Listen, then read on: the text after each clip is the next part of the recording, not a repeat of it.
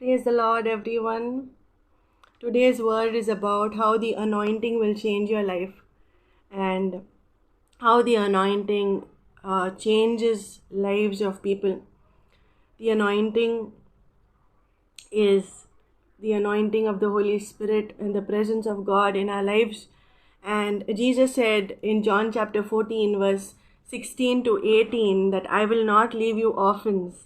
When he was speaking to his disciples about his death and his resurrection, he said in John chapter 14, verse 16 to 18, he said, And I will pray the Father, and he will give you another helper, that he may abide with you forever. The Holy Spirit has been given to us to abide with us, to be with us forever. Amen.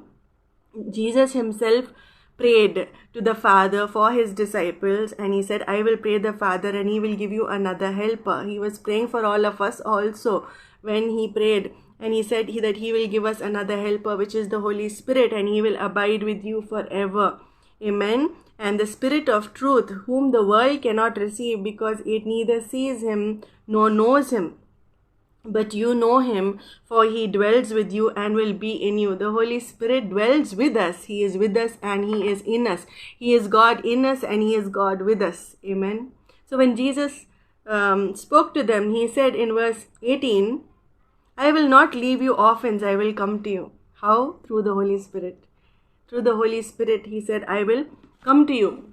I will not leave you orphans. And when we pray, we should pray for the anointing of the Holy Spirit. We should ask God to give us more of the Holy Spirit, to fill us more and more with this Holy Spirit, because the Holy Spirit in our lives transforms our lives, changes our lives, transforms us from within, transforms our life internally. We change externally also. There are changes. A lot of changes happen. The anointing in the life of David changed his life. He was a shepherd boy. Once he was anointed to be the king, and then he became the king eventually. The anointing, the presence of God in our lives changes our lives.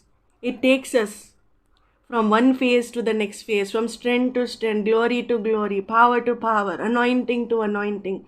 The anointing on the life of Joseph, because he was faithful, because he walked with God, he was elevated from slave to minister. The anointing in Peter's life, because Peter was a disciple of Christ, he was anointed by the Holy Spirit on the day of Pentecost, after which his life changed. He no more was a fisherman, he became fishers of men. He spoke boldly and courageously under the anointing of the Holy Spirit. When we have the Holy Spirit in our lives, we have the power of God working in us and in our lives. Amen.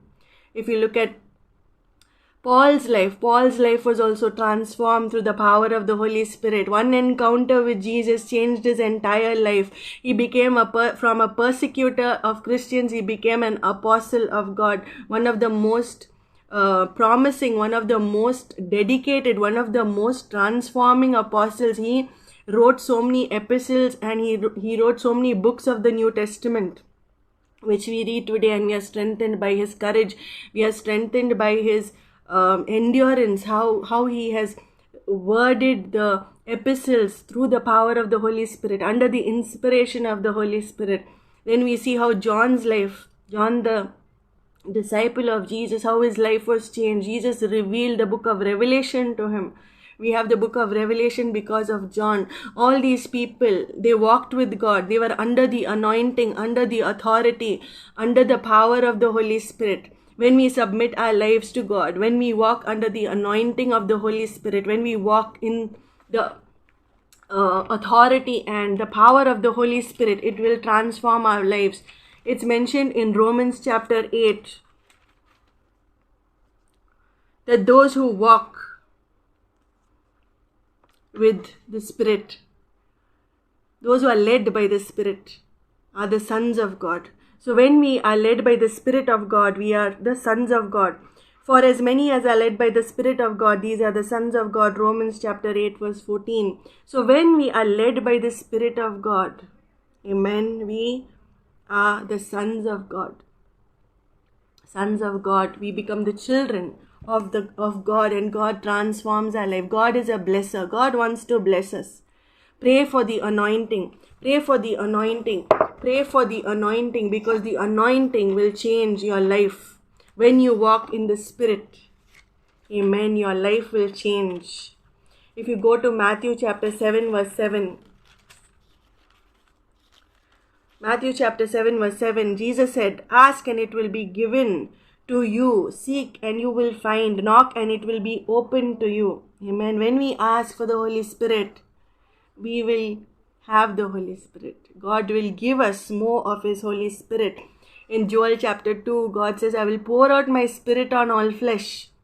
Amen. We should ask for the Holy Spirit more and more anointing. Amen. Verse 8 says, "For everyone who asks receives, and he who seeks finds, and to him who knocks it will be opened." Verse 9 says, "For what man is there among you who, if his son asks for bread, will give him a stone, or if he asks for a fish, will give him a serpent? If you then, being evil, know how to give good gifts to your children, how much more will your Father who is in heaven give good things to those who ask Him?" Amen. God will give us when we ask Him. When we ask Him for His Holy Spirit, He will give it to us. Luke chapter 11 verse 13 says, "If ye then, being evil, know how to give good gifts unto your children, how much more shall your heavenly Father give the Holy Spirit to them that ask Him?" Amen. We should ask. We should thirst for the Holy Spirit, because without the Holy Spirit, our life cannot be changed. We cannot change. We will try to change, but we will fail. We will fail miserably, because without the anointing of the Holy Spirit, we cannot change, and our lives will also not change much. So we need the anointing of the Holy Spirit. Quit praying about materialism. Quit praying about things which are perishable. Start praying for things which are eternal. God said, "Seek ye first the kingdom of God and His righteousness, and all these things shall be added unto you." When we seek first the kingdom of God and His righteousness, all other things will be added unto us. We don't need to worry about those things, in fact. And Jesus said that the kingdom of God is righteousness, peace, and joy in the Holy Spirit. So when we have the Holy Spirit, we have righteousness, we have peace, and we have joy. These things the world cannot offer. These things, no matter how many houses you have, no matter how many cars you have, no matter how much money you have in the bank, you will not have righteousness, peace, and joy in the Holy Spirit if you don't have the Holy Spirit. Amen. It's as simple as that. If you have the Holy Spirit, you will have righteousness, you will have peace, you will have joy, no matter what you're going through, no matter what troubles come your way. You will still have righteousness, peace, and joy in the Holy Spirit. In Job chapter 33 verse 4, it says, "The Spirit of God has made me, and the breath of the Almighty gives me life." The Spirit of God gives us life. Amen. Gives life to our mortal bodies. Gives us life. He's the Spirit of life. If you go to 2 Kings chapter 2 verse 9, 2 Kings chapter 2 verse 9,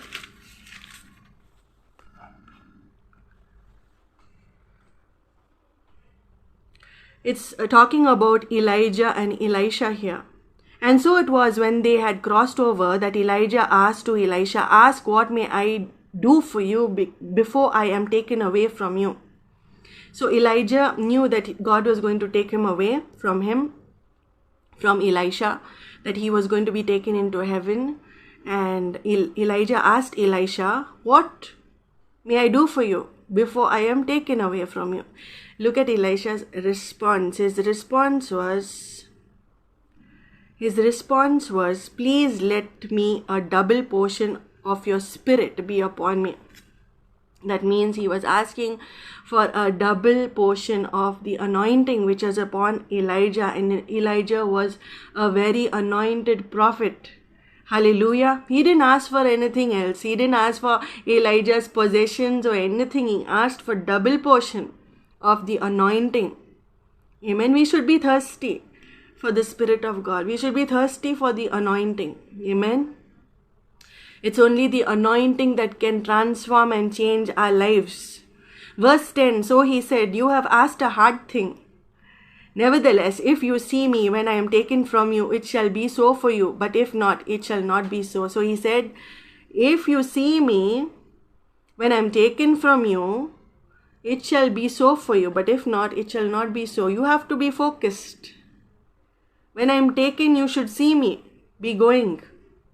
Amen. And the 11th verse says, then it happened as they continued on and talked that suddenly a chariot of fire appeared with horses of fire and separated the two of them. And Elijah went up by a whirlwind into heaven.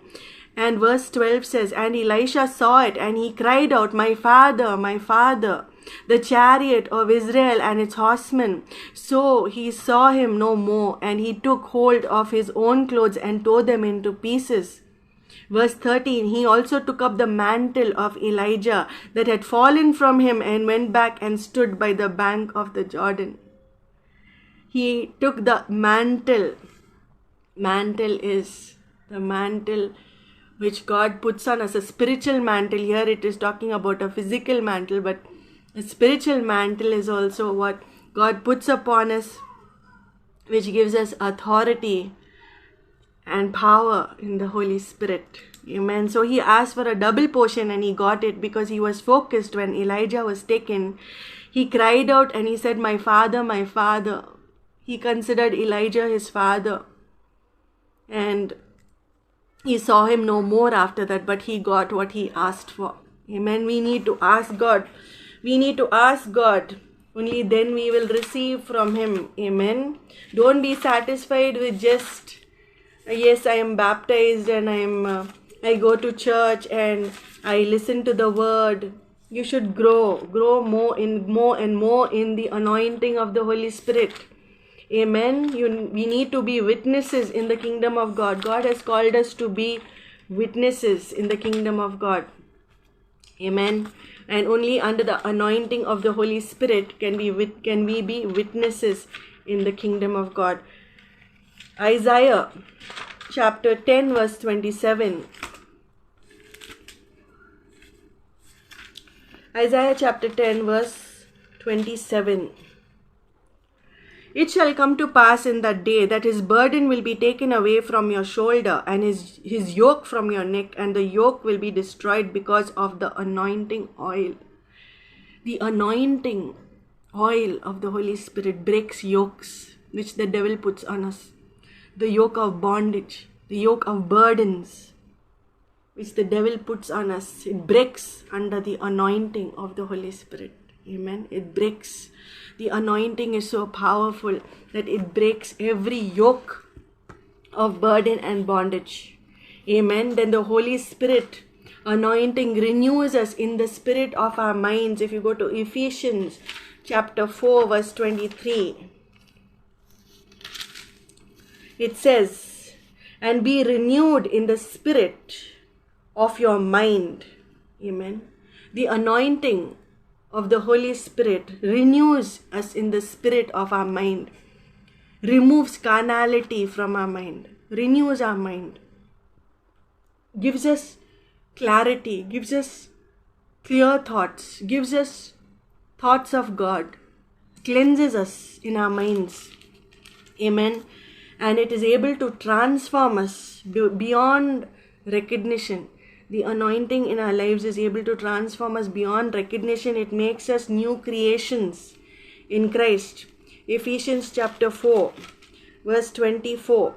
It says, and that you put on a new man that was created according to God in true righteousness and holiness. We become more righteous and holy because the Holy Spirit works in us, creating holiness in us, creating godliness in us, creating righteousness in us, destroying the works of the enemy in our lives. The anointing in our lives In Romans chapter 12 verse 2 it says, "And do not be conformed to this world, but be transformed by the renewing of your mind, that you may prove what is that good and acceptable and perfect will of God." Amen. So we are renewed in our minds by the power of the Holy Spirit. And the Holy Spirit restores our soul. According to Psalm 23 verse 3, the presence of God in our lives restores our soul.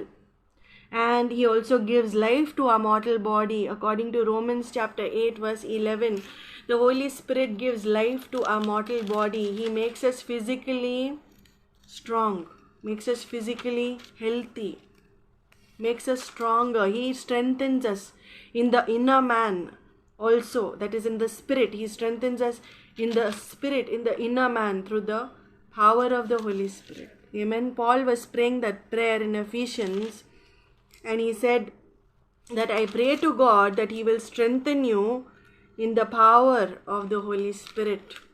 That is in Ephesians chapter 3 verse 16. He says, "And that He would grant you according to the riches of His glory to be strengthened with might through His Spirit in the inner man." Amen. So we are able to become stronger in our inner man. In our spirit we become stronger, and physically we become stronger. Mentally we become stronger. Emotionally we are able to endure.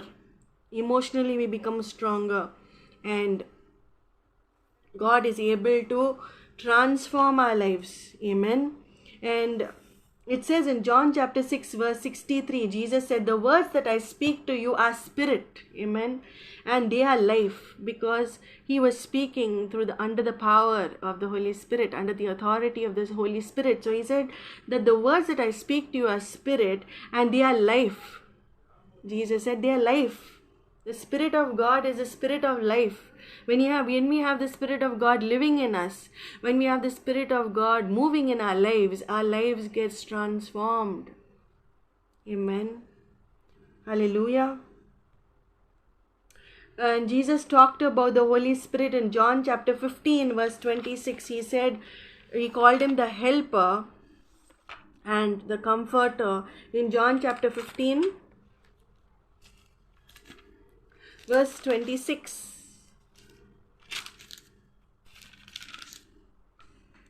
If anyone does not, 15 verse 26. "But when the Helper comes, whom I send to you from the Father, the Spirit of truth, who proceeds from the Father, He will testify of me." So Jesus said, the Spirit of truth, that is the Holy Spirit, the Helper, when He comes, whom I send to you from the Father sends us His Holy Spirit. The Spirit of truth, Holy Spirit is the Spirit of truth who proceeds from my Father, will testify of me. He says He will reveal me to you. He will testify of me. And you also will bear witness, because you have been with me from the beginning. Amen. So the Holy Spirit is our helper. He will testify of Jesus to us. He will reveal Jesus to us. He intercedes for us. Amen. He prays on our behalf. When we are weak, Romans chapter 8 verse 16, He helps us in our weaknesses. He doesn't leave us when we are weak. He helps us in our weaknesses. When we are weak, the Holy Spirit helps us. Romans chapter 8 verse 11. "But if the Spirit of Him who raised Jesus from the dead dwells in you, He who raised Christ from the dead will also give life to your mortal bodies through His Spirit who dwells in you." Okay, and it says in Romans 8 verse 26 that likewise the Spirit also helps in our weaknesses. "For we do not know what we should pray for as we ought, but the Spirit Himself makes intercession for us with groanings which cannot be uttered." Sometimes we don't know what to pray. Sometimes we have no idea what is happening in our lives. We are so confused. When we are weak, God is strong in us. He is praying for us. He never leaves us. He never forsakes us. He is for us. He is not against us. Amen. That's why He sent us His beautiful Holy Spirit to beautify us and to beautify our lives. He teaches us all things. 1 John chapter 2 verse 20. If you go to 1 John chapter 2 verse 20, he says, "But you have an anointing from the Holy One, and you know all things." When we have the Holy Spirit with us, we are able to discern. We will know all things because He teaches us all things. Amen. He teaches us and leads us into the truth. 1 John chapter 2 verse 27 says, "But the anointing which you have received from Him abides in you." The anointing abides in us, stays in us, stays in us. And you do not need that anyone teach you, but as the same anointing teaches you concerning all things, and is true, and is not a lie, and just as He has taught you, you will abide in Him. Amen. A relationship. Holy Spirit and you, relationship. He abides in you, you abide in Him. Amen. So He teaches you all things. He teaches you all things. He leads you into all truth. There is so much peace when you have the Holy Spirit, because He is the Spirit of God. Amen. He is the Spirit of God, and He gives us righteousness, peace, and joy in the Holy Spirit. We have the kingdom of God ruling and reigning in us when we have the Holy Spirit. If you look at John chapter 14 verse 26. John chapter 14 verse 26. "But the Helper, the Holy Spirit, whom the Father will send in my name, He will teach you all things and bring to your remembrance all the things that I have said." Whatever Jesus has said, we might forget sometimes. We will not remember. The Holy Spirit reminds us. He brings back to our memory what Jesus has said in His Word. Amen. That's why we need to read the Word of God a lot. Amen. We need to read the Word of God a lot. And the Holy Spirit comes with power. Hallelujah. The kingdom of God is not in word but in power. Amen. The kingdom of God is not in word but in power. 1 Corinthians chapter 4 verse 20 talks about it. And if you go to Acts chapter 10 verse 38. Acts chapter 10 verse 38. How God anointed Jesus of Nazareth with the Holy Spirit and with power, who went about doing good and healing all who were oppressed by the devil, for God was with Him. Amen. God was with Jesus, and He was anointed with the Holy Spirit and power. When the Holy Spirit comes upon us, we will receive power to be witnesses in the kingdom of God. If you go to Acts chapter 1 verse 8, Jesus said, "You wait in Jerusalem till you receive the Holy Spirit. But you shall receive power when the Holy Spirit has come upon you, and you shall be witnesses to me in Jerusalem and in all Judea and Samaria and to the end of the earth." And from there we see how the church is born, how Peter's and all the apostles and all the disciples, their lives changed. They become so bold and courageous under the anointing of the Holy Spirit. The anointing of the Holy Spirit makes us bold and courageous. Amen. The Word of God says that the righteous are as bold as a lion. Hallelujah. The Holy Spirit in us makes us new creations in Christ. We become new creations. 2 Corinthians chapter 5 verse 17. If you go to 2 Corinthians chapter 5 verse 17.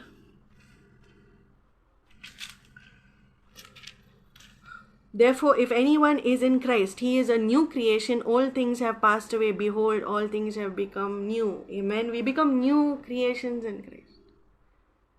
You can see the lives of the disciples, how it changed. They became new creations. They were born of the Spirit of God. They were born again in the Spirit of God. Their lives were changed. And because the anointing in their lives flowed through their lives into the lives of others, and the anointing flowed and blessed others also. They were blessed to be a blessing to many. God blesses us so that we can be a blessing to many. God doesn't bless us to be selfish. Amen. He blesses us to be a blessing to many through the anointing of the Holy Spirit. Many others get blessed. Hallelujah. Let's pray. Dear Father, I want to thank you for your word today. I want to thank you for your Holy Spirit. Father, I want to thank you for the gift of your Holy Spirit. I want to thank you, Father, that all those are watching this video and all those who want your anointing, who want more of your Holy Spirit, Father, pour out your Holy Spirit upon them, Father. For your word says in Joel chapter 2, that you will pour out your Spirit, Father, on all flesh. Pour out your Spirit upon them, Father. Let your anointing break every yoke of burden and bondage in their lives, Lord, in the mighty name of Jesus. Fill them with your Holy Spirit. Give them boldness, courage, transform their lives. Transform them inwardly, work in them. Let them ask you for more of your Holy Spirit, Father. I thank you, Father. I praise you. I bless you. I thank you for your word of encouragement. I thank you that you are for us and not against us. That you live in us. You abide in us. I thank you, Father, for all the word of encouragement that you have given us. Help us to walk with you in your Spirit, Father, and yield to your Holy Spirit and submit to you, Father. Thank you, Jesus. We praise you, we bless you, and we glorify your name, Father. In Jesus' name I pray unto the Father. Amen, amen, and amen. Thank you for watching this video. Please do pass it on.